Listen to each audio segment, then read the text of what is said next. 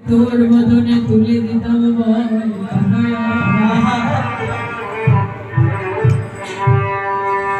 ভক্ত যদি আমাকে দিতে না চায় তো আমি ভক্তির প্রসাদ এইভাবেই গ্রহণ করি। পরে মধুমঙ্গল সংসারে যে আমাকে দিতে চায় না আমি তার কাছ থেকে জোর করে প্রসাদ গ্রহণ করি। তুই যদি মদন ভরে না বলিস আমি কি জানতাম না?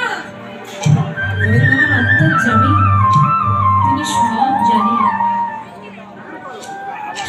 কোন ভক্তের কাছে কি আছে, কোন ভক্তের কাছে কি নেই, কোন ভক্ত কি দিতে পারে, কোন ভক্ত কি দিতে পারে না, গোবিন্দ সব জানে।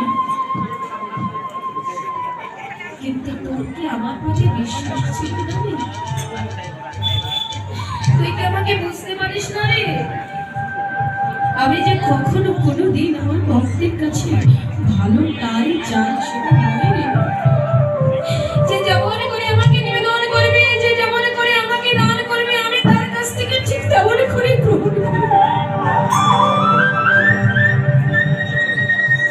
কানাই, কেন তুই আমার মুখ থেকে উড়িয়ে যাওয়া এই প্রসাদ দুজন খাইয়ে?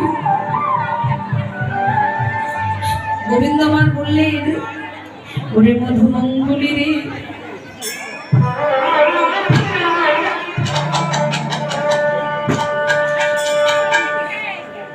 আমি যে ভক্তির বড় ভালোবাসি,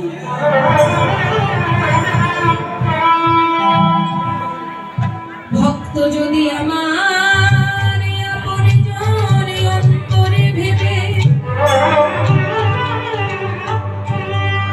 তোর মতো করে আমার সেবা,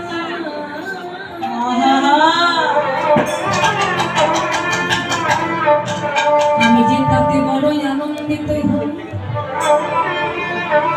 কেন জানিস? সংসারে তোর মতো আমায় কেউ তো সেবা